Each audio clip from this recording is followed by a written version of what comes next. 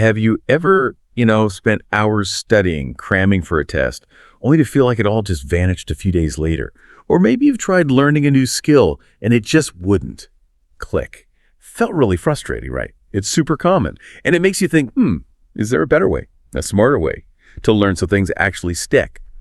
Well, today we're diving headfirst into something called learnography.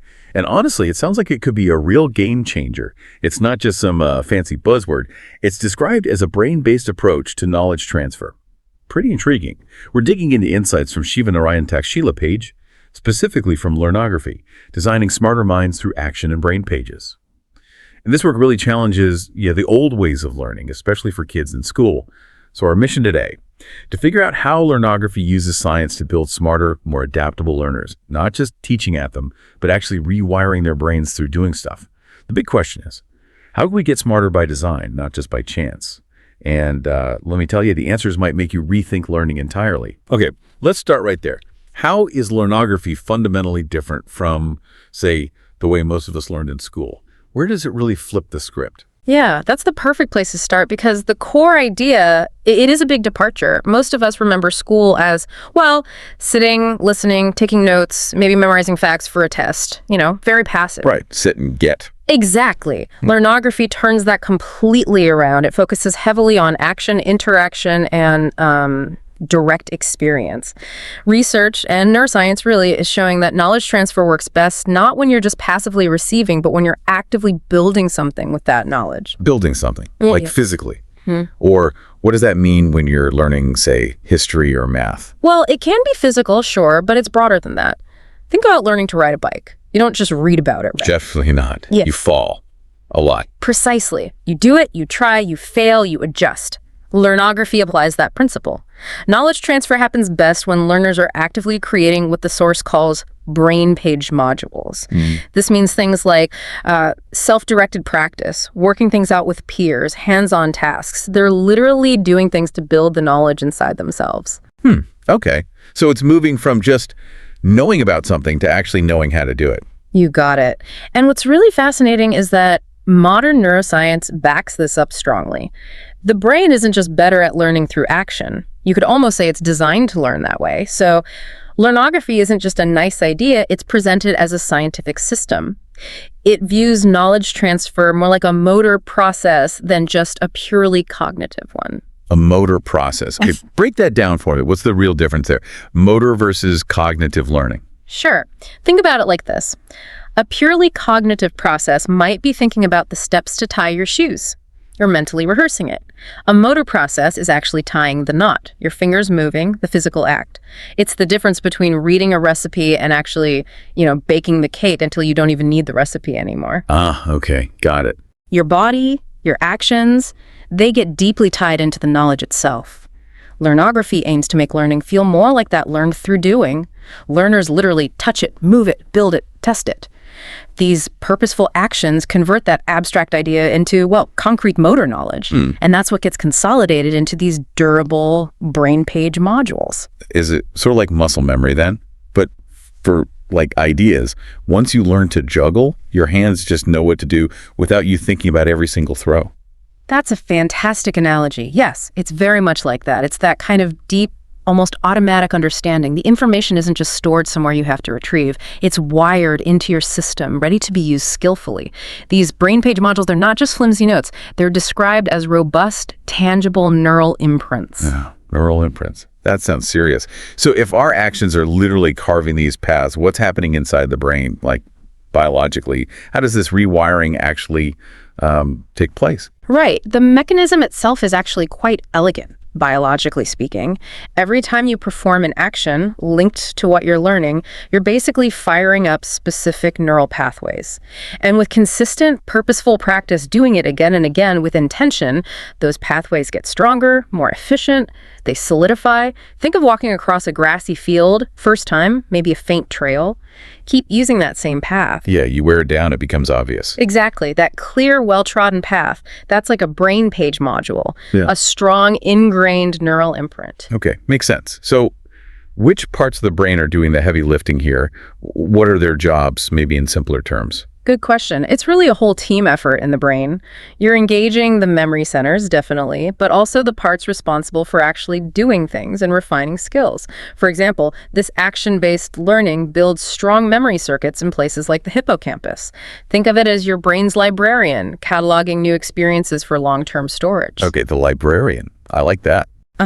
Then you have the basal ganglia and the cerebellum. These are more like the brain choreographers or precision engineers. They refine the speed, the accuracy of your movements, and in learnography, the precision of how you apply knowledge, making it smooth, automatic. Right. And we also see involvement from prefrontal parietal networks. These are key for focus, planning, problem solving, your brain's executive suite, making decisions. All these areas work together. It's not just about remembering facts, it's about embodying the knowledge. This kind of whole brain rewiring ensures learning isn't just temporary, it's deeply ingrained, ready for long-term use. So the core idea really is actions are the architects of brain rewiring.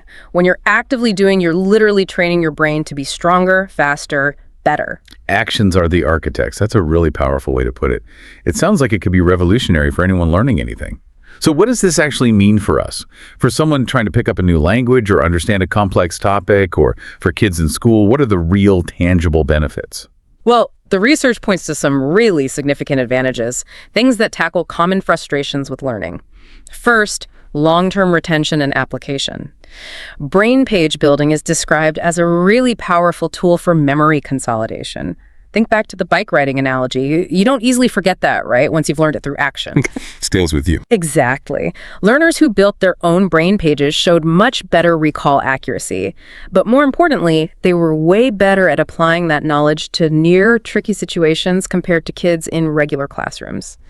It seems to bridge that gap between learning in school and using knowledge out of school because it's integrated, not just stored. So it sticks better, and you can actually use it flexibly. That's huge. Huge. Second, it really boosts higher order thinking skills. We're talking creativity, critical thinking, adaptability.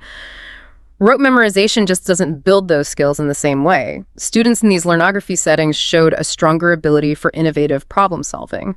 Imagine a science class where instead of just reading about ecosystems, students have to design and manage a mini ecosystem facing unexpected problems. That forces real thinking. Yeah, you'd have to actually understand it deeply. Precisely. Then there's this really interesting concept, the small teacher idea. It's a peer-to-peer model where students become responsible for teaching parts of the material to each other. Oh, I like the sound of that. It apparently works wonders. It significantly boosts confidence, collaboration skills, even leadership potential. And maybe surprisingly, it lowers the fear of making mistakes. The focus shifts from just individual performance to collective understanding. It builds a kind of shared classroom intelligence. That's brilliant. You really have to know something inside out to teach it, don't you? Plus, it builds those crucial soft skills. It's a powerful combination. And tied to that, we see a big impact on intrinsic motivation. Learnography seems to create an environment where curiosity just blossoms because learners are actively building their own understanding, their own brain pages. They feel ownership. They feel competent.